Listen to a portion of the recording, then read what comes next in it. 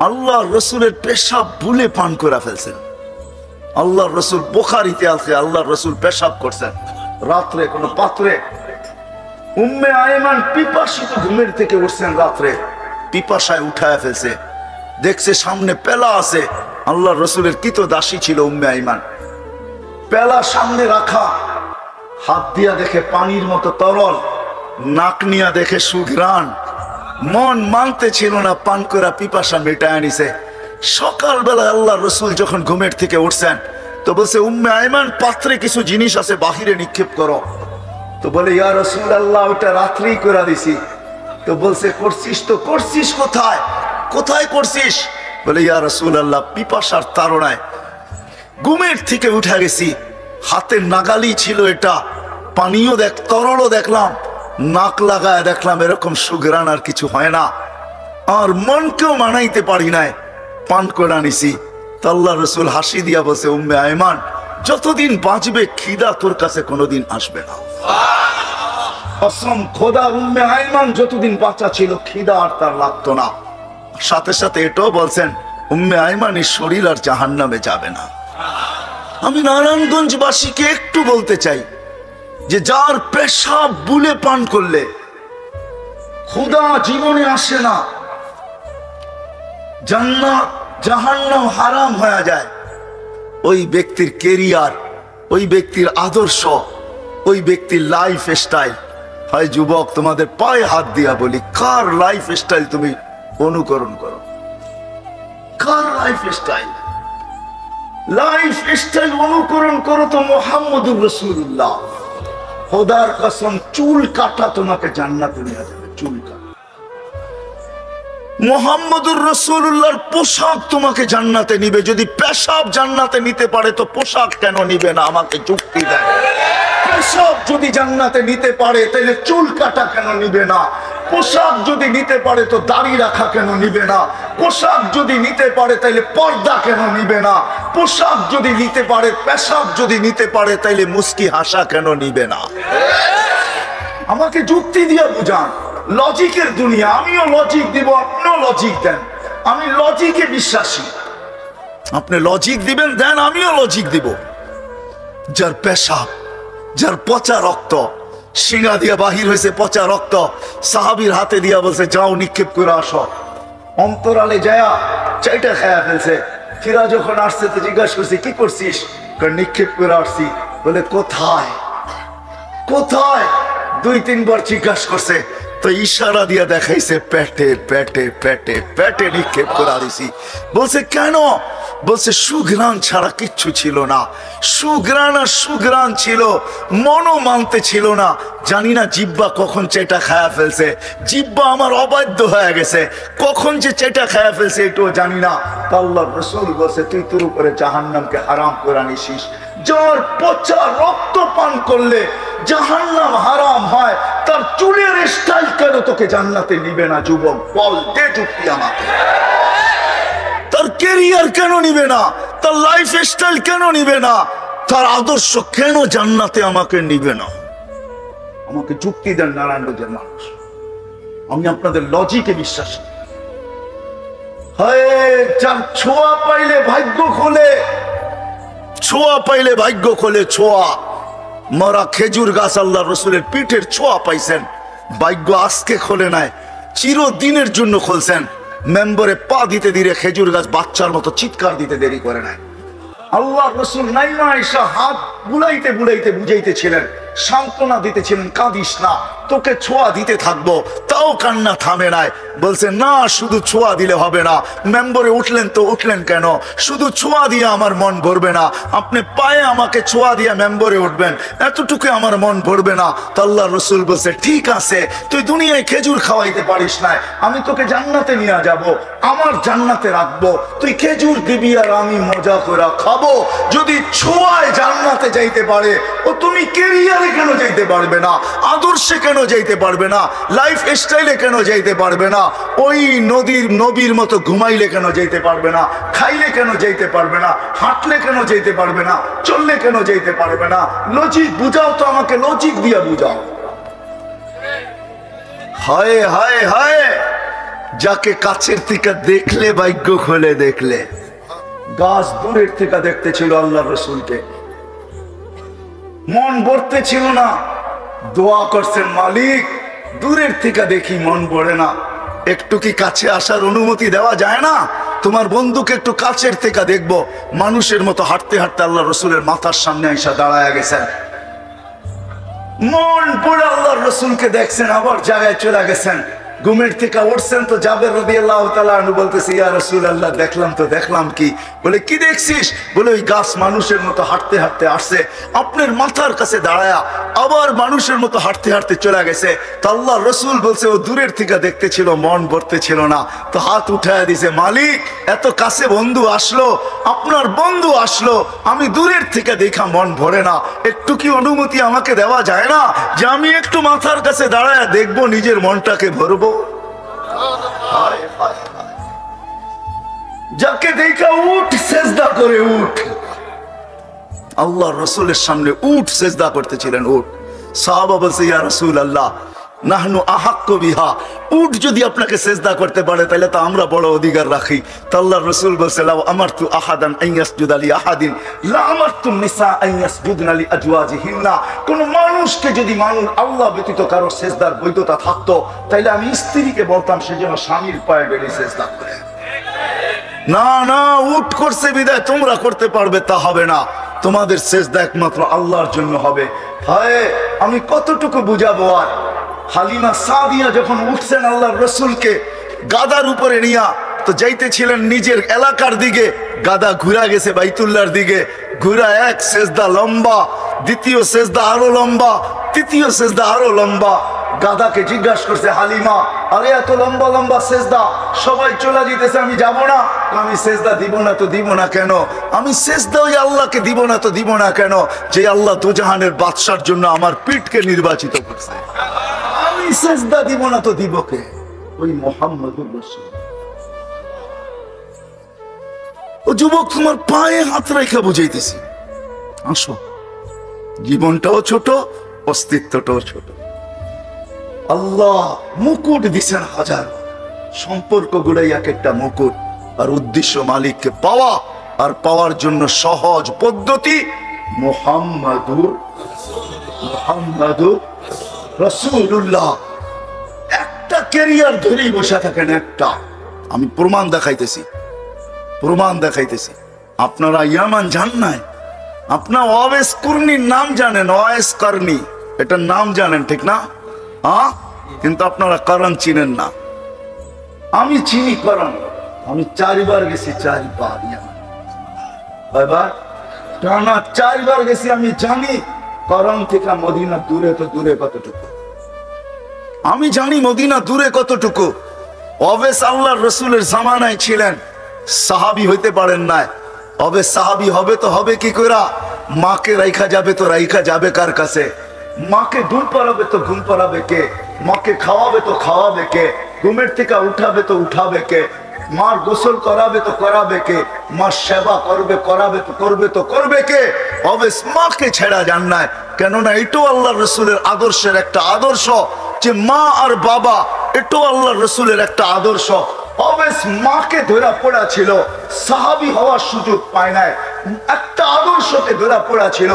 বিদায় আল্লাহ অবেশকে চমকাইছে এতটুকু, বলছে বন্ধু অবেশ সাহাবী হইতে পারে নাই, কিন্তু আমি আপনাকে বলতেছি বলে যান, যে অবেশকে পাবে সে যেন আপনার উম্মতের জন্য অবেশের হাত দুটা উঠাইতে বলে।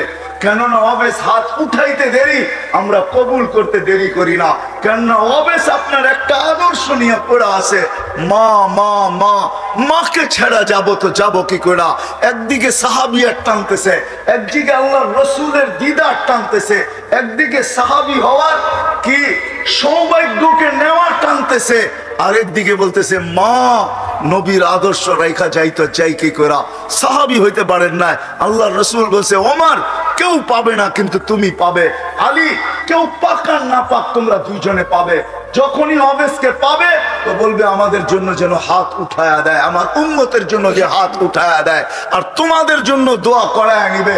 আর রাখো আমার এই জুব্বা, অবেশকে পাইলে আমার জুব্বা অবেশকে পড়ায় নিবে। এক আদর্শ নিয়েছিলেন, চলেন, এটা এত আশ্চর্যজনক না। আশ্চর্যজনক তো সামনেরটা। অবেশকে যেদিন মার সেবার বদলা দিবে আল্লাহ, জান্নাতের গেটে দাঁড় করায় দিবে। অবেশ যখন জান্নাতে ঢুকতে থাকবে আল্লাহ থামায় দিবে আর বলবে, অবেশ আজকে জান্নাতি দুযোগী সবাইকে আমি দেখাইতে চাই, তুমি যে আমার নবীর একটা আদর্শ নিয়ে পড়া ছিল, সাহাবী হইতে পারো না, তাবেই হইছো, ওই মার সেবার বদলা আজকে জান্নাত জাহান্নাম সবাইকে দেখাবো। কি দেখাবেন? আল্লাহ ঘোষণা দেয়, অবেশ জাহান্নামে যার উপরে তুমি আঙ্গুল উঠাবে, তোমার আঙ্গুলের ইশারায় তাকে আমি জান্নাতে দিব। অবেশ আঙ্গুল উঠাইতে থাকবে, কাতারে কাতার জান্নাতে যাইতে থাকবে। আল্লাহ রসুল আরবের এক কবিলার নাম নিছেন যে এই কবিলার সমপরিমাণ লোক জান্নাতে যাবে। কসম খোদার, আল্লাহ রসুলের একটা কেরিয়ার ধরা পড়া থাকে, একটা আদর্শ ধরা পড়া থাকে, একটা আদর্শ, একটা কেরিয়ার, একটা লাইফ স্টাইল নিয়ে পড়া থাকো যুবক। কসম খোদার, এটা তোমাকে জান্নাতে নিবেই নিবে, নিবেই নিবে, নিবেই নিবে। আমি যুক্তি দিয়া বুঝাইলাম হাদিস, আর আর হবে না কেন? আল্লাহর রাসূল এই উম্মতের জন্য হারিসুল, লাকাদ জাআকুম রাসূলুম মিন আনফুসিকুম আজিজুন আলাইহি মা আনিতুম হারিসুম বিল মুমিনিনা রাউফুর রহিম। ওই নবী যিনি আরশে যে আমাদেরকে ভুলেন নাই, সারা জীবন কাঁদতে কাঁদতে কাঁদতে কাঁদতে একদিনের জন্য চোখের পানি শুকায় নাই। নাইলে জিবরিল মিকাইল কোনোদিন মিথ্যা বলতো না। জিবরিল মিকাইল দুজন জিজ্ঞাসা করছেন, মা জালা আরাকা তাবকি, যখনই দেখি আপনি চোখে পানি কেন টলটল করে? বলছে, যেদিন থেকে জান্নাত জাহান্নাম দেখা আসছি ওদিন থেকে চোখের পানি থামে না। যে সারা জীবন চোখের পানি ঝরাইছেন, মৃত্যু লগ্নে যখন যাইতেছেন তখনও চোখের পানি ঝরতে ছিল। জিবরিল আলাইহিস সালাম জিজ্ঞাসা করছেন, আনতা ইলা রাফিকি তাবকি আনতা ইলা রাফিকিল আলা আল্লাহু ইয়ান্তাযিরু, এখনো কাঁদেন? আল্লাহ আপনার অপেক্ষায় অপেক্ষমান। উপর জগতে খুশির বন্যা চলতেছে, এখন বন্ধু বন্ধুর সাথে আইসা মিলবে, এই জন্য সমগ্র জগতে খুশির হুল্লোড় চলতেছে। আর আপনার চোখে পানি কেন? আপনি তো এখন আল্লাহর সান্নিধ্যে যাবেন, আপনার জন্য ঊর্ধ্ব জগতে খুশির বন্যা বইতেছে। সমগ্র জগৎকে সাজানো হয়েছে আজকে বন্ধু বন্ধুর সাথে চিরদিনের জন্য সাক্ষাৎ করতে। আপনার চোখে পানি কেন?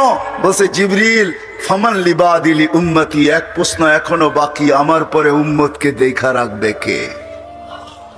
নারায়ণগঞ্জের মানুষ এখানেই শেষ না, কবর থেকে কানতে কানতে উঠবে, ওহুয়া ইয়াকুম ওয়া ইয়াবকি ওয়া ইয়াকুল জিবরিল আইনা উম্মতি, উঠবে আর কাঁদবে আর বলবে, আমার উম্মত কোথায়, আমার উম্মত কেন রিসিপশনে আসে না?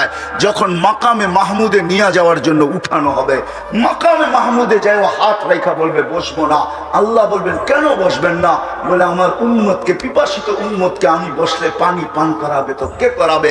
আমি তো দুনিয়াতে বইলা আসছি মাওঈদুকুমুল হাউজ, উম্মতকে কানে কানে বইলা আসছি সাক্ষাৎ হাউজে কাউসারে সর্বপ্রথম হবে, আমি নিজের হাতে তোমাদেরকে পান করাবো। ঠোঁট উম্মতের হবে, হাত আমার হবে, আমি লাগায়া পান করাবো আর বলবো, লা তাসমান বাদাহা আবাদা, আর কোনোদিন পিপাসা তোর কাছে আসবে না। এই পানি কে পান করাবে? তারপরে পুলসেরাতে মিজানে দৌড়াবো, পাল্লা যদি সামনে না ঝোঁকে তো এখানে দাঁড়াই হাত উঠাবো আর চিৎকার দিয়া বলবো, আমা কুনতালি, আপনি কি আমাকে বলেন নাই সাউফা ইউতিকা রাব্বুকা ফাতারদা, আপনাকে রাজি করে ছাড়বো। আমার উম্মতের পাল্লা সামনে ঝুঁকে না, আমি রাজি হব তো হব কি কইরা? এরকম ভাবে সুপারিশ করে পাল্লা সামনে ঝুঁকাবো, আবার ছুটবো পুলসেরাতে, কেউ ওইখানে ফাইসা গেল কিনা। যদি ফাইসা যায় থাকে তো দুরুদের গাঠি নিজের মাথায় করে নিব, উম্মতের মাথায় রাখবো, যেগুলো আমরা দুনিয়াতে আজকে পড়তেছি, আর দুরুদের গাঠি দিয়া বলবো, ফা গুরু সালিমিন, যাও তুমি শান্তির সাথে পার হয়ে যাও, আমি বসবো না। যেই নবী কিয়ামতের মাঠে পর্যন্ত উম্মতি উম্মতি বলে চিৎকার দিবে। আসেন, এই ছোট্ট জীবনটা, ছোট্ট অস্তিত্বটা, এই ছোট্ট হায়াতটা, ছোট্ট অস্তিত্বটা, এর সাথে সংযুক্ত যত কিছু ওই মালিককে রাজি করার জন্য, আর মালিক মুহাম্মদুর রাসূলুল্লাহর মাধ্যমে রাজি হবে। এই জন্য পাক্কা ওয়াদা করি আজকে যে না, ওয়াদ যদি আমার বুঝে আসা থাকে, দিলে লাগা থাকে, আমি যুবকদেরকে বলবো, নবীর আদর্শে আদর্শবান হব, নবীর আদর্শ শিখবো, নবীর কেরিয়ার শিখবো, নবীর লাইফ স্টাইলকে নিজের লাইফ স্টাইল বানাবো। ওয়াদা পাক্কা, বিলকুল। আল্লাহ কবুল করো। কিন্তু নবীর আদর্শের ভিতরে সবচেয়ে বড় আদর্শ যেটা দুনিয়াতে আসতে দেরি, ওই আদর্শের মেসেজ আমাদেরকে দিতে দেরি করেন নাই। আর যেদিন দুনিয়ার থেকে যাইতেছিলেন ওই দিনই চিৎকার দিতে দেরি করেন নাই, আসসালা আসসালা ওয়া মা মালাকাত আইমানুকুম। আইসো নামাজের মেসেজ দিছেন, যাওয়ার সময় নামাজের মেসেজ দিতে দিতে গেছেন। ওই নামাজ নবীর আদর্শের সবচেয়ে বড় আদর্শ। নামাজের চেয়ে বড় কোনো আদর্শ নাই। এই জন্য আজকে ওয়াদা করব যে আজকের থেকে নামাজ কোনো অবস্থায় ছাড়ব না। পাক্কা? আল্লাহ কবুল করুক। নামান। কিন্তু আমি নারায়ণগঞ্জের যুবকদেরকে এটাও বলবো, আপনি ছাড়তে পারেন, তুমি ছাড়তে পারো, মা বোনদেরকেও বলতেছি ছেড়া দিতে পারেন। কিন্তু একটা কথা শুনতে হবে, আব্দুল কাদের জিলানী যদি না লিখতেন আর উনি যদি না বলতেন, আমি কোনোদিন বর্ণনা করতাম না। আব্দুল কাদের জিলানী রহমতুল্লাহ আলাইহি লেখছেন, শুকর সকালবেলা উঠা আল্লাহকে বলে লাকাল হামদ খালাকতানি আবতারা খালকিক, ও মালিক সৃষ্টির ভিতরে আমি সবচেয়ে নিকৃষ্ট, তারপর তোর প্রশংসা। কিন্তু মালিক আমি নিকৃষ্ট হইলে হবে কি, আমার চোখেও আমার চেয়ে একজন বেশি, আমার চোখে আমার চেয়েও একজন নিকৃষ্ট আছে। আল্লাহ জিজ্ঞাসা করে, কে? তোমার চোখে তোমার চেয়ে নিকৃষ্ট? বসে যাকে তুমি 5 বেলা ডাকো তারপরও আসে না, ও আমার চোখে আমার চেয়েও নিকৃষ্ট। তো শুকর আল্লাহকে লজিক দেয়, লজিক। কেননা আমি মরবো, একদিন আসবে আমি মাটি হয়ে যাব। কিন্তু যাকে তুমি 5 বেলা ডাকো আর ও আসে না, উকুদুহান্নার, ও তো জাহান্নামের ইন্ধন হবে। বিদায় ও আমার চোখে আমার চেয়ে নিকৃষ্ট। বিদায় আমি সবার কাছে হাত জোড় দরখাস্ত করতেছি, যতদূর আমার আওয়াজ চায়, যে আমার কথা শোনা থাকে বা শুনতেছে, আপনি নামাজ ছেড়া দিতে পারেন। যুবক তুমিও পারো, নারী মা বোন আপনারাও পারেন, কিন্তু বাইবা নিবেন শুকরের চোখে আমি যাব তো যাব কোথায়? এই জন্য হাত জোড় দরখাস্ত, নামাজ কোনোদিন ছাড়বো, কোনোদিন ছাড়বো। আজকে থেকে নবীর আদর্শ শিখবো এবং নিজের ক্যারিয়ার শিখবো, লাইফ স্টাইলকে লাইফ স্টাইল বানাবো। কিন্তু শিখার ক্ষেত্র পাবো তো পাবো কোথায়? হতে পারে আজকে তো দুনিয়া বলে, এক সময় বলতো দুনিয়া যে দুনিয়াটা হাতের মুঠায়, এখন দুনিয়ালারা বলে দুনিয়াটা আঙ্গুলের মাথায়। ঠিক না? টাচ করতে দেরি, পাইতে দেরি হয় না। না না না, এটা সঠিক পদ্ধতি না যে আপনি সবকিছু নেট থেকে সংগ্রহ করবেন। কেউ যদি বলে এটাও তো একটা প্রযুক্তি, মানি আমি এটা প্রযুক্তি, তাতে কিছু আসে যায় না। কিন্তু এটা নেটের থেকে না। আপনি নেটের থেকে পাইলো, কিন্তু আপনি হাইটা আসার ফজিলত পাবেন তো পাবেন কোথায়? একজন আলিমকে জিজ্ঞাসা করার ফজিলত পাইবেন তো পাইবেন কোথায়? ওনাকে দেখার ফজিলত পাইবেন তো পাইবেন কোথায়? ওনার সোহবতে অতক্ষণ সময় বসার ফজিলত পাবেন তো পাবেন কোথায়? সময় নাই আমার, নইলে আমি দেখাইতাম যে এক একটা কত ফজিলত রাখে। চলেন একটাই শুনানি। জান ওলামা আছে, কিতাবের নাম বলে দিতেছি। লুবাবুল হাদিস আলা কাউলিল হাসিস, জালালউদ্দিন সুয়ুতি রহমতুল্লাহ লেখা। ইবনে মাজা শরীফ সিয়াসত, তার এক কিতাব। আল্লাহর রসুল এটাও বলছেন যে হক্কানি আলেমদের জিয়ারত করলো সে যেন আমার জিয়ারত করলো। আরেক রিওয়ায়াতে আছে হাইয়ান, আমাকে জীবিত দশায় যেতে যেরকম জিয়ারত হতো ওরকম জিয়ারত যেন তার সওয়াব সে পাবে। বিধায় আপনি নেটের থেকে এটা পাবেন তো পাবেন কোথায়? ঠিক না? কই পাবেন? এই জন্য শেষ কথা, আসেন, এতগুলা মসজিদের উলামা ইকরাম আপনাদেরকে জমা করছেন, আর সবাই হক্কানি আলেম, এদের কাছ থেকে নবীর জিন্দেগি শিখি, লাইফ স্টাইল শিখি, আল্লাহকে রাজি করি। মনের আশা আল্লাহ পুরা করবে, এটা আল্লাহর ওয়াদা। কেননা আল্লাহ ওইখানে যদি পুরা করে, মা তাস্তাহি বলছেন আল্লাহ কোরআনে, মা তাস্তাহি আনফুসুকুম, মনটা এইখানেও যেরকম ওইখানে ওরকমই থাকবে। বোঝা গেল মনের আশা আল্লাহ পুরা করবে। আল্লাহ আমাদের সবাইকে আমল করার তৌফিক দান করেন। ওমা আলাইনা ইল্লাল বালা। اللهم لك الحمد كما ينبغي لجلال وجهك وعظيم سلطانك يا حنان يا منان يا جواد يا كريم يا الله. اللهم صل وسلم وبارك على حبيبك محمد صلاة وسلاما خالدا مع خلودك دائما مع دوامك لا منتهى له دون علمك ولا منتهى له دون معصيتك. মাওলা, বলার পর্ব ছিল শেষ, শোনার পর্ব ছিল শেষ, এখন ভিক্ষার পর্ব চলতেছে দুনিয়ার কারো কাছে না, আপনার মতো সত্তার জাতের কাছে।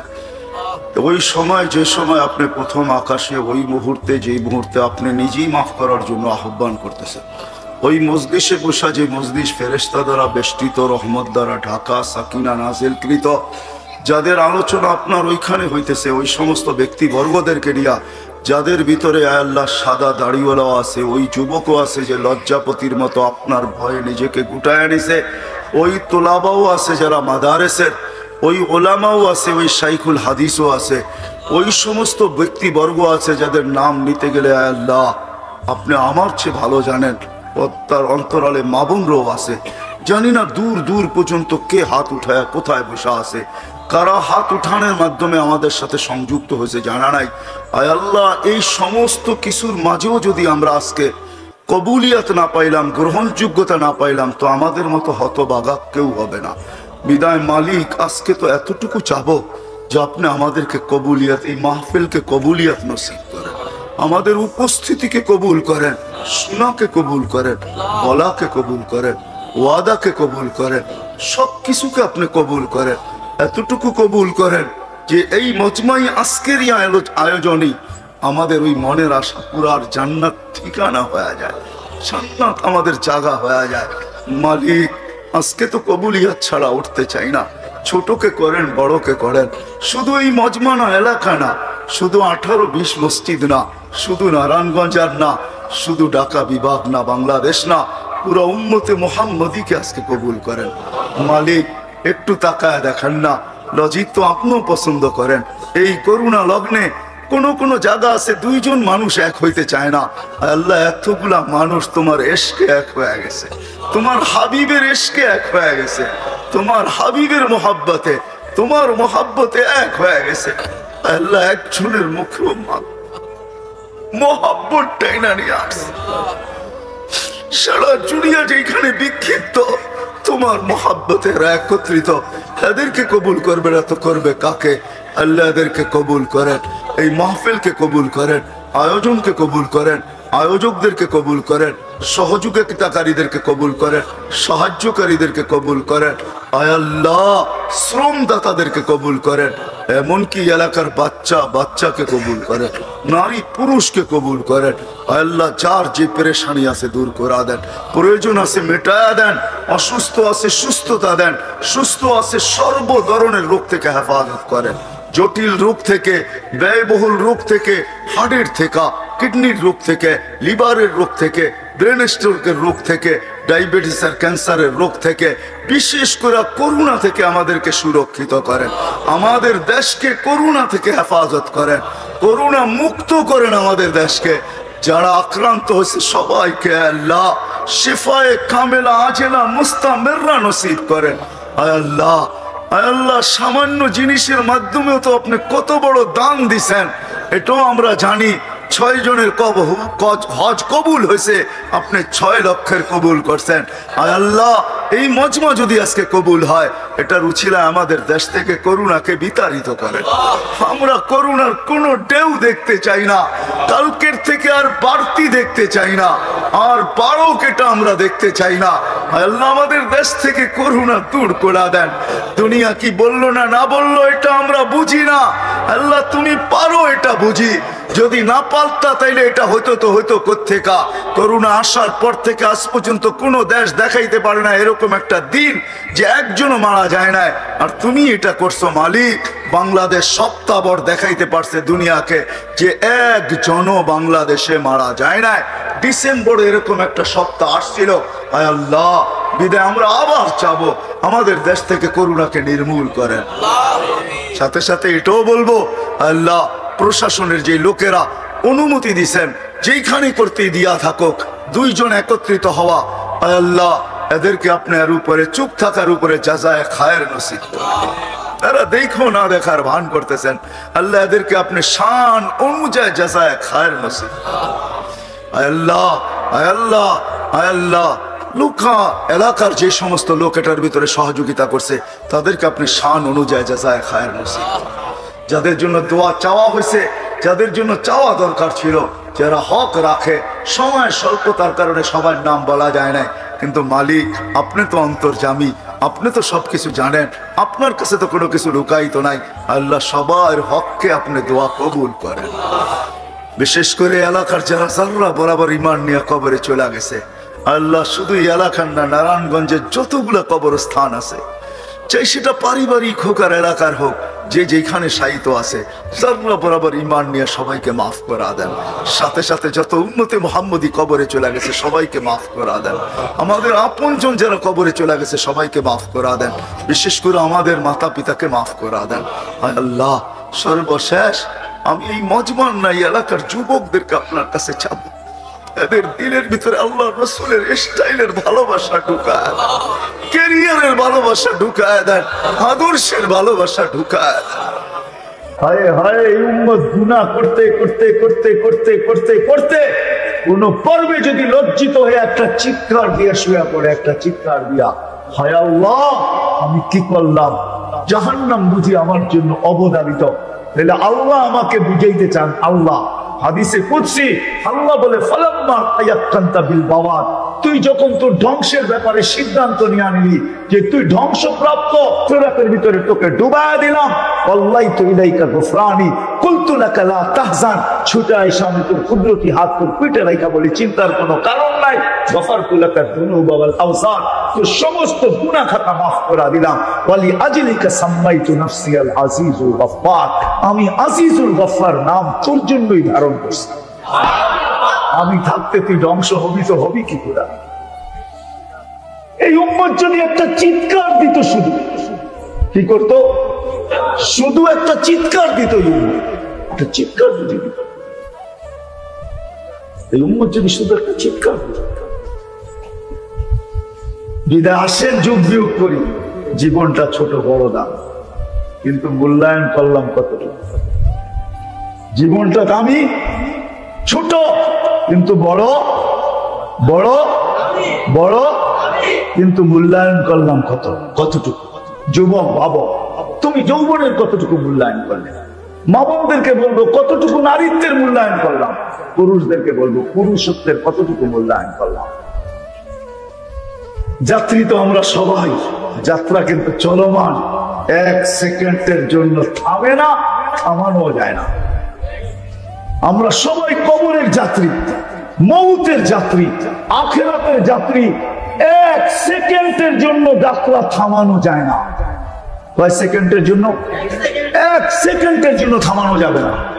এটা চলতে থাকবে, চলতে চলতে চলতে চলতে সীমারেখায় পা দিতে দেরি। যুবক চাই ঘোড়ার উপরে থাকো, ওইখান থেকে উঠায় নেবে। ঘোড়া বুঝো? বাইক, এটা হলো ঘোড়া।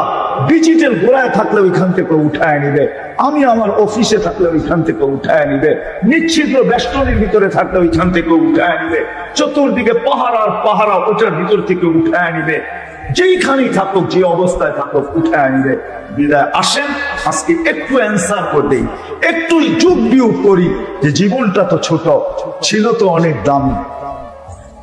আমি অনেকগুলো দেখাইছি আপনাদেরকে, আমি কতটুকু আমার জীবনটাকে দামি বানাইলাম।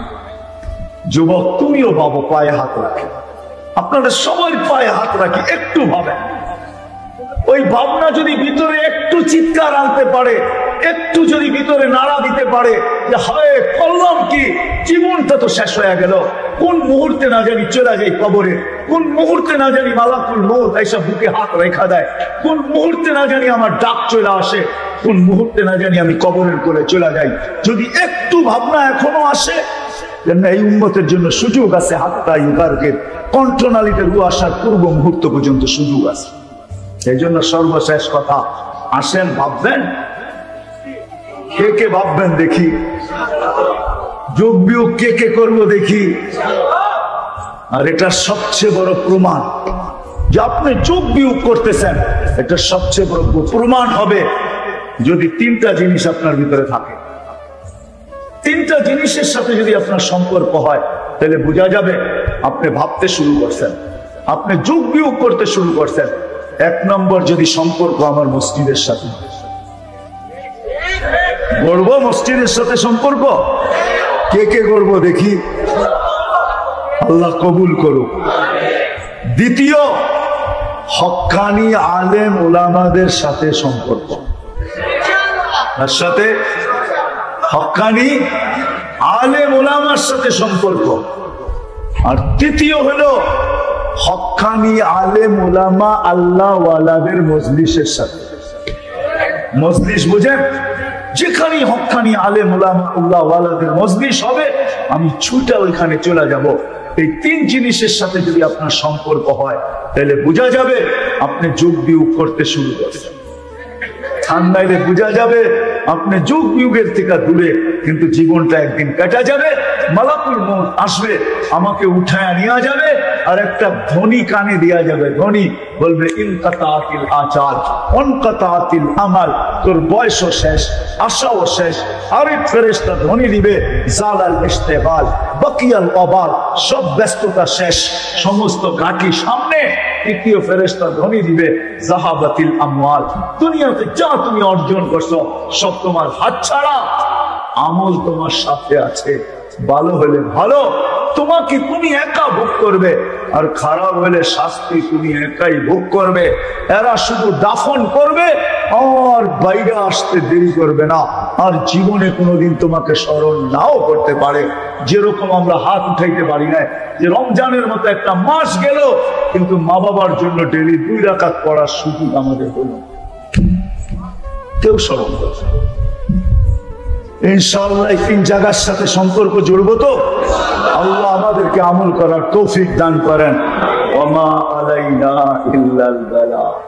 গরিবের দারিদ্রতা দামি, যদি দামি না হইতো তাহলে আল্লাহর রাসূল কোনোদিন দোয়া করতেন না আহইনি আহইনি মিসকিনা, যতদিন দুনিয়ায় রাখেন গরিবই রাখেন। কি দামি না হইলে কি বলতেন?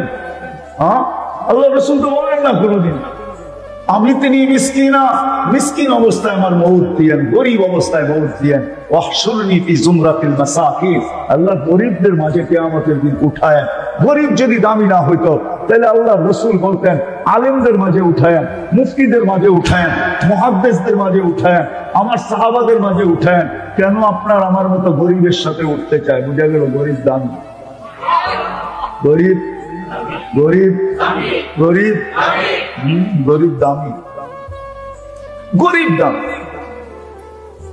বড় দামি। আরেকটু শোনা দেই, কিয়ামতের মাঠে গরিব ব্যতীত আর কেউ হবে না। যার কানে ধ্বনি দিবে, শুধু একমাত্র গরিবের কানে ফেরেশতা ধ্বনি দিবে ইনতালিকু ইলাল জান্নাতি বিগাইরি হিসাব ওয়ালা কিতাব, তোমার না হিসাব আছে না কিতাব আছে, জান্নাতে চলো। কিয়ামতের মাঠে দাঁড়ায় গঞ্জাম কইরা কোনো লাভ নাই, জান্নাতে চলো। কিয়ামতের মাঠে দাঁড়ায় ভিড় করার কোনো দরকার নাই, তুমি জান্নাতে চলো। কি করবো যায় জান্নাতে? দুনিয়ায় তোমার দিল বহু জ্বলছে, কাপড় দেখছো তো দিল জ্বলছে, পোশাক দেখছো তো দিল জ্বলছে, বাড়ি দেখছো তো তোমার দিলের ভিতরে জ্বালা ছিল, গাড়ি দেখছো তো দিলের ভিতরে জ্বালা ছিল। দুনিয়াওয়ালাদের ভালো ভালো উত্তম খানার গ্রাম তোমাকে জ্বালাইছে। তুমি যাও 500 বছর জান্নাতের নিয়ামত ভোগ করো, তারপরে আমরা ধনীদেরকে যাইতে দিব, এর আগে যাইতে দিব না। সবাইকে ওয়েটিং রুমে বসায় রাখবো, ওয়েটিং রুমে। ওরা ওয়েটিং রুমে বৈশা বৈশা কাচের ভিতর দিয়া দেখবে, তোমরা ওদেরকে দেখায় দেখায় খালি বড় বড় রান মারবা, গ্রিল শিরিল বার্গার সার্গার, হ্যাঁ টিক্কা শিক্কা বিরিয়ানি শিরানি কাবাব সাবাব খালি দেখায় দেখায় টানতে থাকবে। হ্যাঁ, আর মুস্কি মুস্কি হাসবে, দুনিয়ায় টানছো, আমরা আগে 500 বছর টাইনা নেই, তারপরে আইসো তোমরা। এরা 60-70 বছর টানছে, গরিব 500 বছর টানছে। আমি তো বলি যে ওই সময় জান্নাতের ওই হুর যাদের বর্ণনা আল্লাহ রাসূল দিছে, ওরাও যদি আইসা বলে চল না একটু কামরার ভিতরে, অনেক সময় আছে তোর ভিতরে কামরায় থাকার জন্য, আগে তুই বাঘ এইখান থেকে খায়া স্বাদ মিটায় লই, তারপরে পরে যাবো তোর কাছে। বাঘ থেকে বাগায় দিবে। জীবনটা ছোট আমাদের অনেকটা, কিন্তু আমি শেষ জায়গায় চলে আসলাম।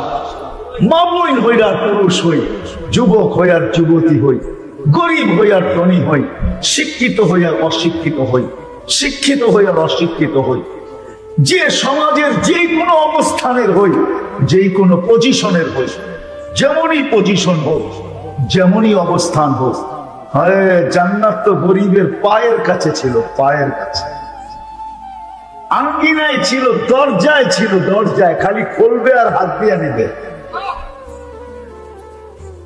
হাত দিয়ে নিবে। লুটুপুটু খায় জান্নাত, গরিবদের ঘরের দুয়ারে জান্নাত লুটুপুটু খায়। নাইলে আল্লাহ রসুল কেন বলতেন আমিনু আলা রাব্বিকুম সাল্লু খামসাকুম সুবু শাহরাকুম মুতু আদখুলু জান্নাত রাব্বিকুম। গরিবদেরকে বলছেন ঈমান বানাও, নামাজ পড়ো, রোজা রাখো, তোমাদের জন্য যাকাত নাই, হজ নাই, মরো আর আল্লাহর জান্নাতে সিধা। সুযোগ তো ছিল, সুযোগ তো ছিল, রমজানের সুযোগ তো ছিল যে এক ঘোট পানি দিয়া জান্নাত কিনার সুযোগ ছিল। রমজানে এক ঘোট পানি দিয়া, এই এক আধা বোতল না, এক ঘোট। মান ফাত্তারা সাইমান বিশুরবাতি মা, যে কোনো রোজাদারকে এক ঘোট পানি দিয়া ইফতার করাইলো, আল্লাহ রাসূল বলে ফালাহু ইফতু রাকাবাতিন, তার গর্দানকে জাহান্নাম থেকে ওই মুহূর্তে আল্লাহ মুক্তি দিয়া দেন, সমস্ত গুনাহ তার মাফ করে দেন। গর্দান যখন জাহান্নাম থেকে মুক্ত, সব গুনাহ যখন মাফ, ও যাবে তো যাবে কোথায়? কোথায় যাবে? আরে বলেন না, জান্নাতে যাবে। এক ঘট পানি দিয়ে তো জান্নাত কিনতে পারতাম, কয়জন কিনলাম? আসল জায়গায় আমি চলে আসছি। জীবনটা ছোট আমাদের, কিন্তু দামে ভরা। কিন্তু আমার প্রশ্ন, মা বোনদের কাছেও প্রশ্ন, আপনাদের কাছেও প্রশ্ন, যুবকদের কাছেও প্রশ্ন, বয়স্কদের কাছেও প্রশ্ন। এইখানে আমার আওয়াজ যত দূর যেতেছে, জানি না কার কি পজিশন, কার কি পেশা, কার কি অবস্থান, কে কতটুকু শিক্ষিত, কার কাছে কতটুকু ধন ভান্ডার, আমার জানা নাই। কিন্তু সবার কাছে প্রশ্ন, জীবনটা ছোট হলে কি হবে? দামি বটে, কিন্তু আমি আমার জীবনের মূল্যায়ন করলাম কতটুকু? এটাই আমার প্রশ্ন। কথা শেষ জায়গায় চলে আসছে, এটা আমার প্রশ্ন যে আমি আমার জীবনের মূল্যায়ন কতটুকু করলাম? শুধু এই 60-70 বছরেরই করলাম, না যেই জীবনের মূল্যায়ন করার দ্বারা আমি চিরদিনের জান্নাত পাবো, ওটা করলাম? কোনটা করলাম? আসেন আজকে যোগ বিয়োগ করি, তাইলে এই সবাই সম্মেলনের সাকসেস। যদি আমরা যোগ বিয়োগ করতে পারি যে আমি আমার এই জীবনটাকে কতটুকু মূল্যায়ন করলাম। আল্লাহ তো এক ঘুট পানির বিনিময়ে জান্নাত দিতে চাইলেন, আল্লাহ তো 5 ওয়াক্ত নামাজের বিনিময়ে জান্নাত দিতে চাইলেন, আল্লাহ তো এক মাসের বিনিময়ে 1070 মাসের বিনিময়ে দিতে চাইলেন। আমি কতটুকু মূল্যায়ন করলাম? এই উম্মত বেশি কিছু লাগে না, আল্লাহ আমাদেরকে ভালোবাসে, আল্লাহ আমাদেরকে ভালোবাসে। আমি কিভাবে আপনাদেরকে বুঝাবো যে আল্লাহ কতটুকু ভালোবাসে এই উম্মতকে? এই উম্মতকে ভালোবাসে। ভালো যদি না বাসতেন, হায় হায়, ভালো যদি না বাসতেন। আমি আরেকটা উদাহরণ দিয়ে বুঝাই, যদি বুঝে আসে। রমজানে সব জিনিস কয় গুণ বেশি ছিল? 70 গুণ, ঠিক না? তাহলে এক মাস কয় মাস ছিল? 70 মাস, ঠিক না?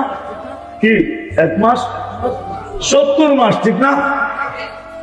আমরা যদি কোমর কাছা দিয়ে এক মাস ইবাদত করতাম, তাহলে রমজান যাওয়ার সাথে সাথে বলতে পারতাম আল্লাহ এক মাস করি না, 70 মাস করছি। বৎসর 12 মাসে 12 বাদ দিয়া দেন, তারপরে তো 58 মাসের ইবাদত আমার কাছে এখনো বাকি আছে, ঠিক না? হ্যাঁ, এক মাসকে 70 মাস বানানোর পরেও এগুলো সব ভালোবাসার বিকাশ। বানানোর পরেও মনে হয় আল্লাহ ভাবছেন এক মাসকে 70 মাস বানায় দিলাম। বন্ধু যদি বলে, আঙ্গুল উঠায় যে 70 মাস মাত্র আমার উম্মতকে দিলেন, আর আপনি নাকি ভালোবাসেন, এটা ভালোবাসার বিকাশ হইল যে মাত্র 70 মাস আমার উম্মতকে দিলেন এক মাসের বিনিময়ে। তো আল্লাহ এই প্রশ্ন উঠার আগেই আল্লাহ বলে দিছে, বন্ধু লাইলাতুল কদরি খায়রুম মিন আলফি শাহর। বন্ধু প্রশ্ন উঠাইতে দিব না, এর আগেই ভালোবাসার পরিচয় দিয়া দেই। আপনার উম্মতকে বলেন আরো 1000 মাস ভোগ করে নিতে। এটা কত হইল?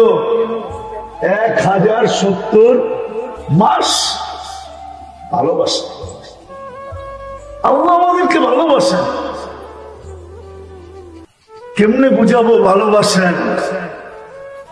সারা রাত্র কেন আমার জীবন পার হয়ে যাবে দেখাইতে দেখাইতে যে আল্লাহ এই উম্মতকে কত ভালোবাসেন। আমি তো বলি এই উম্মতকে আল্লাহ ভালোবাসেন, বর্ণনা দিয়ে শেষ করা যাবে না। যতটুক আল্লাহ বাসেন অতটুক আল্লাহর রসুল বাসেন। যদি এই উম্মতকে ভালো না বাসতেন তাহলে কিতাবে আছে দানিয়েল আলাইহিস সালাম নবী ছিলেন, উনি 2500 বৎসর অপেক্ষা করছেন শুধু এই উম্মতের হাতের কাফন আর দাফন পাওয়ার জন্য। কত? 2500 বৎসর কিতাবে আছে, বদায়নে হ্যাঁ আছে। 2500 বৎসর অপেক্ষা করছেন শুধু আমাদের হাতের ছোঁয়ায় কাফন আর দাফন পাওয়ার জন্য। তাহলে আপনি ভাবেন আপনাকে আল্লাহ কত ভালোবাসে। নাইলে কেন নবী অপেক্ষা করতেন? আর উনি আমাদের হাতেই দাফন কাফন দিয়েছে। সাহাবায়ে কেরাম ওনাকে দাফন করছেন, কাফন পড়াইছেন আর দাফন করছেন, কিতাবে আছে। এই উম্মতকে আল্লাহ ভালোবাসেন। যাক, আসল কথার দিকে যাই। আমাদের বয়সটা ছোট কিন্তু অনেক দামি, অনেক অনেক দামি। কত দামি বর্ণনা দিয়ে শেষ করা যাবে না। এক রাত্র এত দামি, এক রাত্র এত দামি যে 83 বৎসর 4 মাস এক রাত্র সমান। কি দাম না? না দাম না? 80 বৎসরও যদি কেউ এই মজলিসের বাঁচে আর আল্লাহ যদি জিজ্ঞাসা করে 80 বৎসর পরে কি নিয়ে আসছিস, তো সে হাসি দিয়া বলতে পারে যে দুনিয়াতে 80 বৎসর ছিলাম। আপনি পুরাটার হিসাব চান? পুরাটার হিসাব পরে দিব, আগে এক রাত্রের দিয়া নেই। আল্লাহ যদি বলে এক রাত্রের মানি, এক রাত্রই তো 83 বৎসর 4 মাস ছিল। আমি 80 বৎসর দুনিয়াতে ছিলাম, 80 থেকে 80 বাদ দিয়া দেন, তারপরও তো 3 মাস 4 মাস 3 বৎসর 4 মাসের পাওনা আপনার কাছে আমি। আপনি আমার কাছে পাওনা দাবি করেন কি করে? 3 বৎসর 4 মাসের পাওনা আমাকে দিয়া দেন। দুনিয়াতেও অল্পতে জীবন কাটায় আসছি, এইখানেও অল্পতে জীবন কাটায় দিব, আমাকে 3 বৎসর 4 মাসের পাওনা দিয়া দেন। এক রাত্র 83 বৎসর কেমন দামি? এক মাস 89 বৎসর, 1070 মাসের সমান এক মাস। কেমন দামি, কেমন দামি। আমাদের জীবনটা ছোট হলে কি হবে? দামে। যুবক, তুমি যৌবন হলে কি হবে? তোমার যৌবন বড় দাম। তোমার যৌবন বড় বড় দেখবে কিরকম দামি। যদি তুমি যৌবন দামি বানাইতে পারো তাহলে তোমার যৌবন বড় দামি। আল্লাহ তোমার দিকে তাকাবে আর বলবে লাউলা শাবাবা খুশা। এই যুবক যদি জমিনে না থাকতো, এই যুবক যে নিজেকে আমার যৌবনকে দামি বানায় আনিছে, সে যদি দুনিয়াতে না থাকতো লাজালতু সামা হাদিদা, তো আমি আকাশকে লোহার বানায় দিতাম।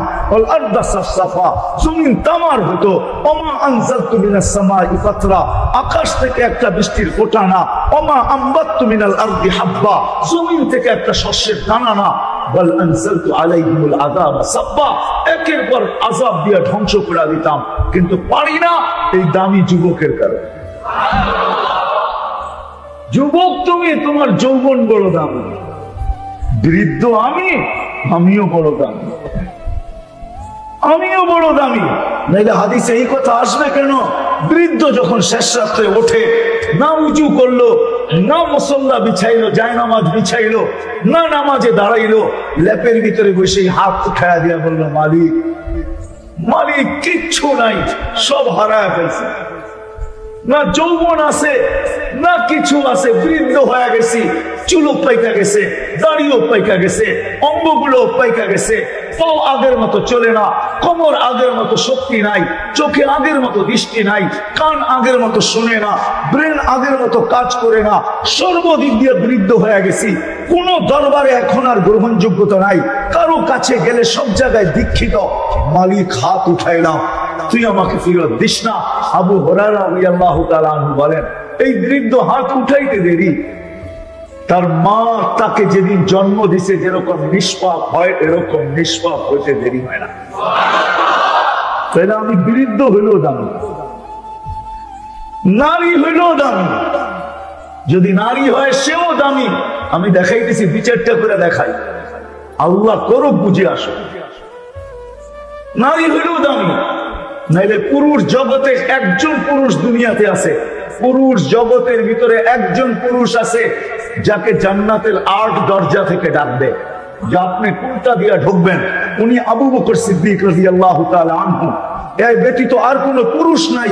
কিন্তু নারীও যদি দামি হয়, নিজেকে দামি বানায়, তো আল্লাহর রাসূল বলে ফালি তাদখুলিল জান্নাতা মিন আইনি আবওয়াবিল জান্নাতি শাআত। নারীকে, প্রত্যেক নারীকে জান্নাতের 8 দরজা ডাকবে, তুমি কোনটা দিয়া ঢুকবে? সেও দামি, প্রত্যেক ব্যক্তি দামি।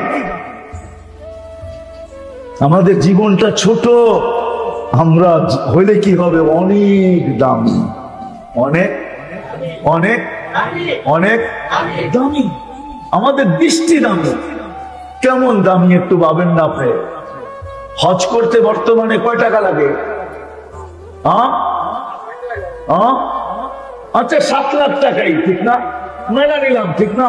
কত? 7 লাখ টাকা। সময় কতক্ষণ লাগে? সময় কতদিন লাগে হজে? কমসে কম 1 মাস, ঠিক না?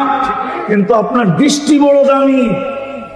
আপনি এক দৃষ্টিতে কবুলের হজের সওয়াব কামাইতে পারেন, কবুল হজের সওয়াব। মানে কখন? যখন মা বাবাকে মায়ার দৃষ্টিতে যখন সন্তান দেখবে, তখন হজের সওয়াব তার আমলনামায় লেখা হবে। কিন্তু এইখানে একজনও পাওয়া যাবে না, একজনও না। ওইখানে চেয়ারে বসা, না ময়দানে বসা, না অন্তরালে মা বোনের ভিতর থেকে কোনো যুবতীও পাওয়া যাবে না যে আমি বাহির থেকে, ঘর থেকে ছুটতে ছুটতে বাহির থেকে গেছি। সবাই যদি জিজ্ঞাসা ছোটস কেন, বলে তুই বুঝবি না কেন ছুটা যাই, তুমি বুঝবে না কেন ছুটা যাই। যদি জোর করে জিজ্ঞাসা করে ছুটা যেতেছি কেন জানো? এখন বাড়িতে যাব, মা বাবাকে দেখবো আর কবুল হজের সওয়াব কামাবো। এই নিয়তে আজ পর্যন্ত একজন বাহির থেকে ছুটা বাড়িতে যায় নাই যে আমি যাই এক কবুল হজের সওয়াব কামাবো। এরকম এক যুবকও নাই, একজনও নাই এখানে যে আমি বাহির থেকে এই নিয়তে ছুটে গেছি যে এখনই মা বাবাকে দেখবো, কবুল হজের সওয়াব কামাবো। আমার কাছে তো পয়সা নাই, আমি মক্কা মদিনা যেতে পারি না, মন তো চায় কিন্তু পয়সা তো নাই। আমি বসে হজের সওয়াব কামাবো তো কামাবো কি করে? তো আল্লাহ গরিবের দিকে তাকায়া বলছেন, গরিব তুই যদিও হজে যাইতে না পারিস, আমি তো তোকে ভালোবাসি, তো তোকে হজের থেকে বঞ্চিত করবো তো করবো কি করে? এই জন্য তোর দৃষ্টিকে দামি বানায়া দিলাম। তুই যতবার মা বাবাকে মায়ার দৃষ্টিতে দেখবি, কবুল হজের সওয়াব তোর আমলনামায় লিখতে থাকবে। আল্লাহ ভালোবাসে।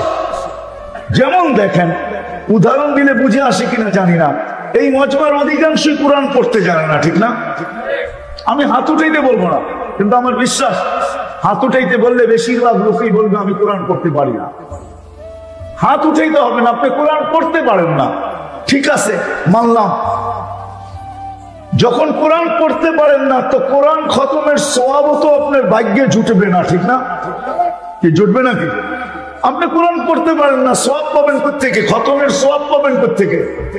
আল্লাহ কতটুকু ভালোবাসে আমাদেরকে, কতটুকু মূল্য দিতেছে আল্লাহ। আল্লাহ বলে তুই কোরআন পড়তে পারিস না, তাতে কি আসে যায়? তুই পড়তে পারিস না, তুই ভাবতেছিস কোরআন খতমের সওয়াব তুই পাবি না, তাইলে আর ভালোবাসা তোর সাথে হইল তো হইল কি? আর তোর সময় তুই মূল্যবান হবি না, এটা হয়তো হয় কি করে? এই জন্য আল্লাহ সূরা ইখলাস নাযিল করছেন যে আমার যে বান্দারা কোরআন পড়তে পারে না, যে উম্মতে মুহাম্মদী কোরআন পড়তে পারে না, সে একবার সূরা ইখলাস পড়বে, 10 পারা কোরআন পড়ার সওয়াব পাবে। 2 বার পড়বে, 20 পারা পড়ার সওয়াব পাবে। 3 বার পড়বে, 30 পারা কোরআন পড়ার সওয়াব কমপ্লিট। কি উলামাদের দ্বিমত আছে নাকি? হ্যাঁ হ্যাঁ, তাহলে আমাদের জীবনটা ছোট কিন্তু অনেক দামি, অনেক, যেটার বর্ণনা দিয়ে শেষ করা যায়। অনেক অনেক দামি।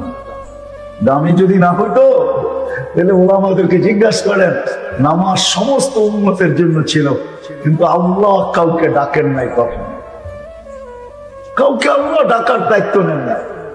আল্লাহ বলছে হুকুম দিছি, পড়লে পড়বা, না পড়লে না পড়বা, তোমার ইচ্ছা, পড়লে সওয়াব পাবে, না পড়লে শাস্তি দিব।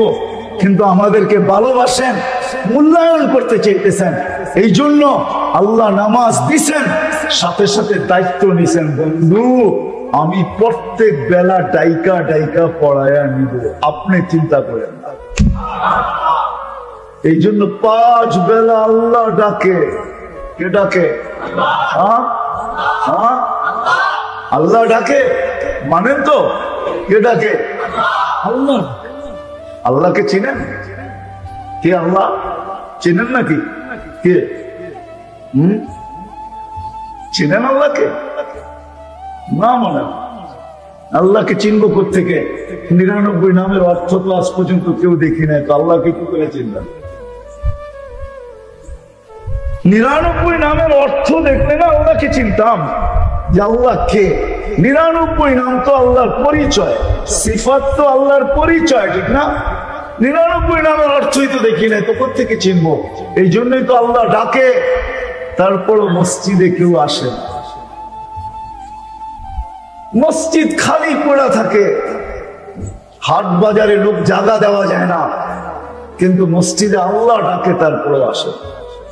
বুড়া বুড়া মানুষ, দাড়ি পাকা মানুষ, তারপর আল্লাহ ডাকে, আর সে 4 দোকানে বসে বসে টেলিভিশন দেখে,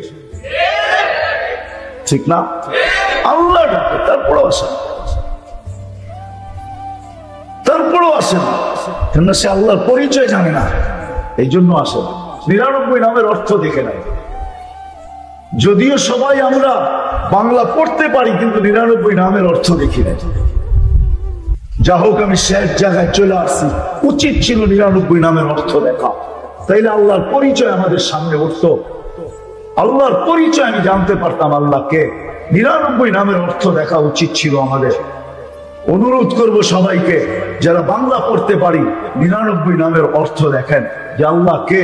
আল্লাহ শুধু আল্লাহ না, আল্লাহ তো রহমান, আল্লাহ তো রহিম, আল্লাহ তো মালিক, আল্লাহ তো কুদ্দুস, আল্লাহ তো সালাম, আল্লাহ তো মুমিন, আল্লাহ তো মুহাইমিন, আল্লাহ তো আসিস, আল্লাহ তো জব্বার, আল্লাহ তো মুতাকাব্বিরুল খালিকুল বারিউল মুসাব্বিরুল গফফারুল কহ্হারুল ওয়াহ্হাবুর রাজ্জাকুল ফাত্তাহুল আলিমুল কাবিদুল বাসিতুল খাফিদুল রাফিউল মুইসুল মুদিল্লুস সামিউল বাসীরুল হাকামুল আদলুল লতীফুল খবীরুল হালিমুল আযীমুল গফুরুশ শাকুরুল আলিয়ুল কবীরুল হাফিজুল মুকীতুল হাসিবুল জলিলুল করিমুল রকিবুল মজিবুল ওয়াসি আল হাকীমুল ওয়াদুদুল মজিদুল বাঈসুশ শাহীদুল হক্কুল ওয়াকিলুল কবিয়্যুল মাকিনুল ওয়ালিয়ুল হামিদুল মুসি আল মুবদি আল মুঈদ আল মুহয়ি আল মুমীত আল হাইয়্যু আল কাইয়্যুম আল ওয়াজিদ আল মাজিদ আল ওয়াহিদ আল আহাদ আল সামাদ আল কাদির আল মুক্তাদির আল মুকদ্দাম আল মুআখ্খার আল আউয়াল ওয়াল আখির আল যাহির ওয়াল বাতিন আল ওয়ালি আল মুতাওয়ালি আল বরর আল তাওয়াব আল মুনতাকিম আল আফু ওয়াল রাউফ মালিক আল মুলক আল জালাল ওয়াল ইকরাম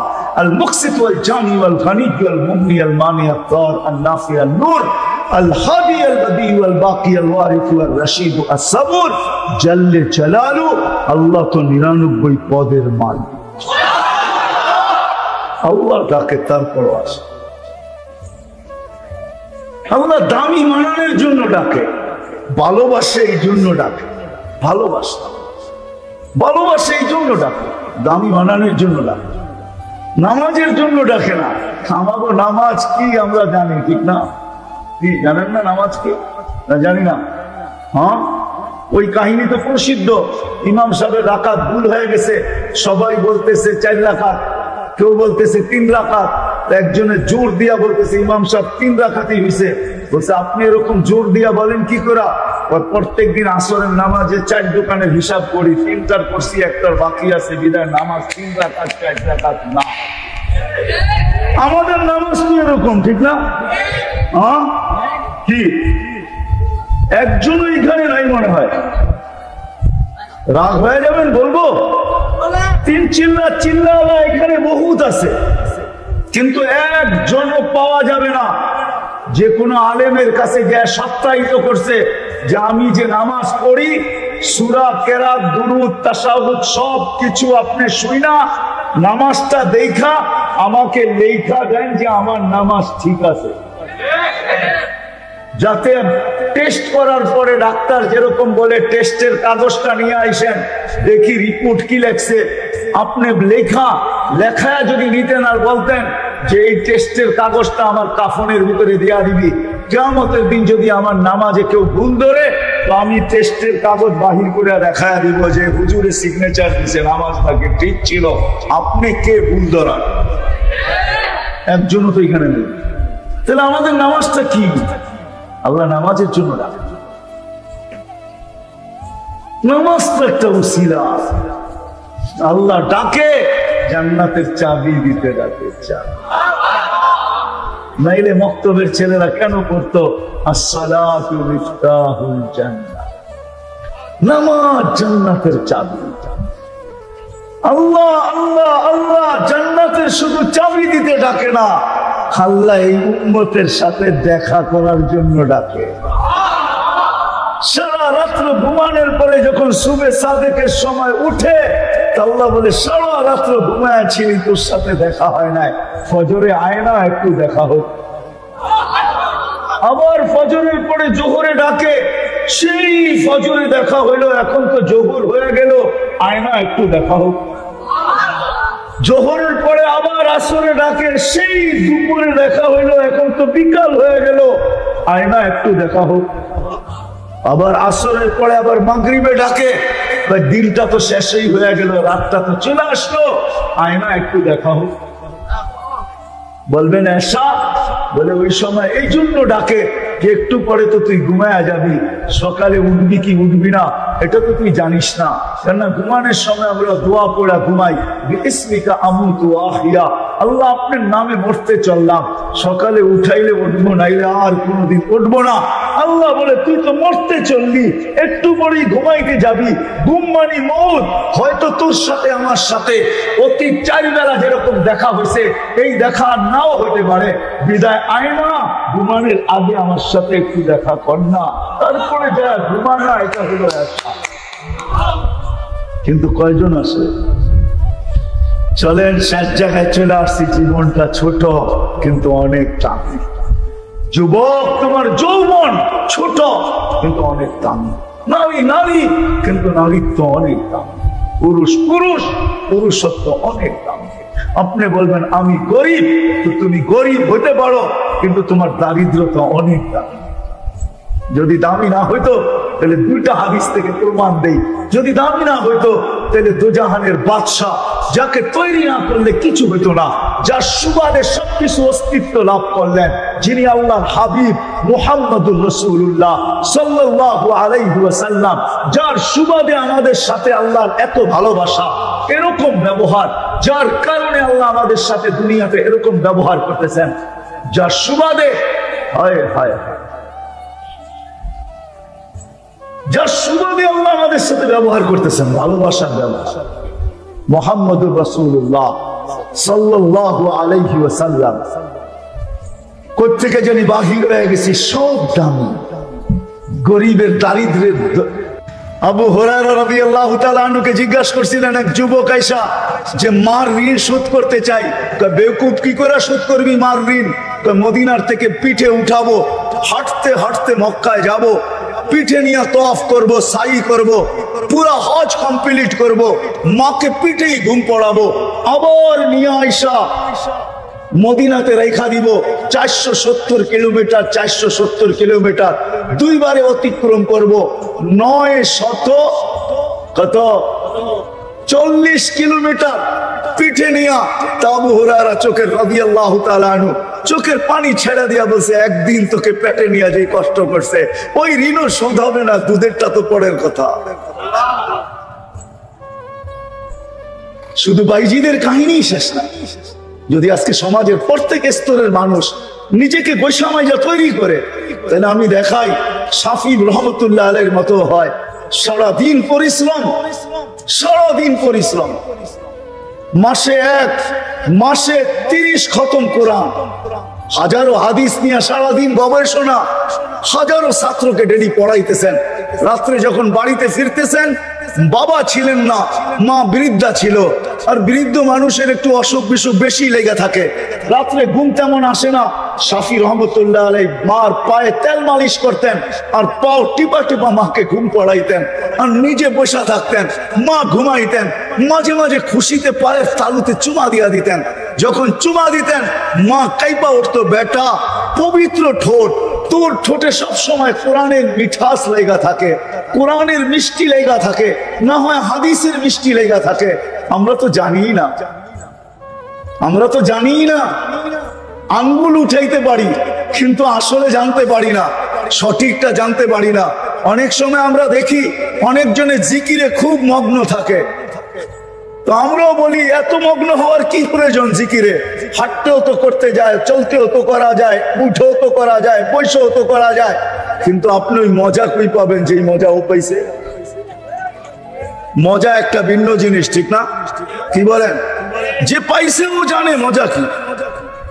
শাফি রহমতুল্লাহ আলাইহি চুমা দিতেন, মা কাইপা উঠতো, হাসতেন আর বলতেন তোমার পায়ের তালুতে তো চুমা দিই নাই, তুমি কাইপা উঠলো কেন? তো বলছে দেখতেছি পায়ের তালুতে, তুমি বলতেছো পায়ের তালুতে না।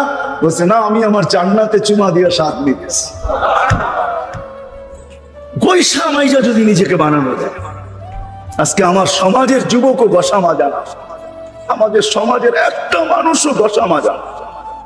যেই গসা মাজার জন্য আল্লাহ মুহাম্মদুর রাসূলুল্লাহ সাল্লাল্লাহু আলাইহি ওয়াসাল্লামকে পাঠাইছিলেন। জান বন্ধু, বন্ধু জান জান, কে কি বইনা আসছে এটা আমার বিষয় না, কার উম্মত কিরকম হয়ে আসছে এটা আমার বিষয় না। এই জন্যই তো হাদিস আসছে, ওইদিকে আমি চাইতে চাই না। কার উম্মত কিরকম আসছে ওইটা বিষয় না, বন্ধু আমপের উম্মত বইলা কথা। জান উম্মতকে গোসা মাইজা মানুষ বানায় নিয়ে আসেন, যাতে কিয়ামতের দিন আপনার মাথা উঁচা থাকে। আর আমিও বলতে পারি যে স্টার এদেরকে দিব না তো দিব কাকে? স্টার বোঝেন? এই উম্মতকে আল্লাহ 4 স্টার দিয়েছেন। 4 স্টার। কয়টা? জেনারেলের কাঁধে 4টা স্টার থাকে, মেজর জেনারেল যে, তার কাঁধে 4টা স্টার থাকে। আল্লাহ এই উম্মতকেও 4 স্টার দিয়েছে। এই উম্মতকে কে?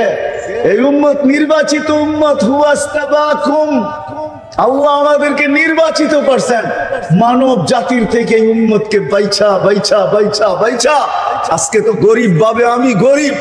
হায় হায়, দুনিয়ার প্রত্যেক শ্রেণীর মানুষ নিজের অবস্থান দেখে, কিন্তু জানে না যে আমাকে এই বাছার ভিতরে কার কুদরতি হাত লাগছে। আল্লাহ আমাদেরকে বাইচা পৃথক করে রাখা দিয়েছেন। দুনিয়া বলছে বাইচা কেন রাখলেন? বলছে বন্ধুর উম্মত, বাঁচবো না তো বাঁচবো না কেন? বাইচা বাইচা আলাদা করে রাখছেন পুরো ইনসানিয়ত থেকে আমাদেরকে। এই জন্যই তো আল্লাহ রসুল বলছেন আমরা আসছি শেষে, আমরা নির্বাচিত সবার আগে, আসছি সবার শেষে, জান্নাতও যাব ইনশাআল্লাহ সবার আগে। নাইলে হাদিসে আসতো না, ইন্নাল জান্নাতা মুহাররামাতুন, ইন্নাল জান্নাতা হুররিমাত আলাল উমাম হাত্তা তাদখুলা উম্মতি। যতক্ষণ আমার উম্মত জান্নাতে না যাবে, কোন উম্মতের জন্য জান্নাত হারাম, কারো ঢোকার অনুমতি হবে না। আর আমরা জান্নাতে যখন যাব, এটাও বলে দিয়েছেন জান্নাতের দরজায় কে দাঁড়ায় থাকবে, গেটে কে স্বাগত জানাবে। হয় আল্লাহ রসুল বলছে ইয়াস্তাকবিলুনি উম্মতি রব্বি, রব আমাকে আর আমার উম্মতকে জান্নাতের গেটে স্বাগত জানাবে। কে স্বাগত জানাবে? এই জন্যই আমি কথা এখান থেকে শুরু করছি। মানুষ হিসাবে অস্তিত্ব নিলেই, পরিচিত হলেই মানুষ হয় না, নিজেকে গোসা মাজা মানুষ বানাইতে হয়। আসেন চলেন আজকে এই মাহফিল থেকে সবাই অঙ্গীকার করি যে আমি নিজেকে গোসা মাজা মানুষ বানাই আল্লাহর কাছে। ওয়াদা? বিলকুল। এটার জন্য লম্বা কিছু লাগবে না, এটার জন্যই মুহাম্মাদুর গরিব যেন নিজেকে এতটুকু গোসা মাজা তৈরি করতে পারে যে কিয়ামতের দিন উঠবে, সারা দুনিয়া হিসাব কিতাবের পেরেশানিতে থাকবে, আর ফেরেশতারা গরিবের কানে বলবে ইনতালিকু ইলাল জান্নাতি বিগাইরি হিসাব ওয়ালা কিতাব। তুই গরিব, চল, তুই গোসা মাজা শেষ, চল তুই সিধা জান্নাতে চল, তোর জন্য না হিসাব না কিতাব। এতটুক যেন সে গোসা মাজা নিজেকে প্রস্তুত করে নিয়ে যেতে পারে। ওলামাদেরকে জিজ্ঞাসা করেন কতটুক গোসলে মাজলে আমি তো বলে বেড়াই সারা দুনিয়ার এক ব্যক্তিত্ব আছেন, একজন ব্যক্তি আছে যে জান্নাতের 8 দরজা দিয়া ঢুকার অধিকার রাখে। 8 দরজা তাকে ডাকতে থাকবে, আমার ভিতর দিয়ে ঢুকে আমাকে ধন্য করেন। আর দ্বিতীয় কোনো ব্যক্তি দুনিয়ায় নাই, পুরুষ নাই, কিন্তু আমার গরিব থেকে গরিব মা বোনরা যদি চায় যে আমি জান্নাতের 8 দরজার থেকে প্রত্যেক দরজার থেকে আহ্বান আসুক যে ও বোন তুই আমার ভিতর দিয়ে ঢুকে আমাকে ধন্য কর, তাইলে গরিবের থেকে গরিবের মা বোন ওই অধিকার রাখে না, রাখে না? হ্যাঁ, আমি হাদিস পুরা বলবো না, শেষ শব্দ বলবো, ফালি তাদখুলিল জান্নাতা মিন আইয়ি আবওয়াবিল জান্নাতি শাআত। আল্লাহর রাসূল বলছে ওই মহিলা জান্নাতের যেই কোনো দরজা থেকে যেই কোনো দরজা মনে চায় ওটা দিয়ে ঢুকতে পারে। বিদায় মুহাম্মদুর রাসূলুল্লাহ সাল্লাল্লাহু আলাইহি ওয়াসাল্লাম আসছেন।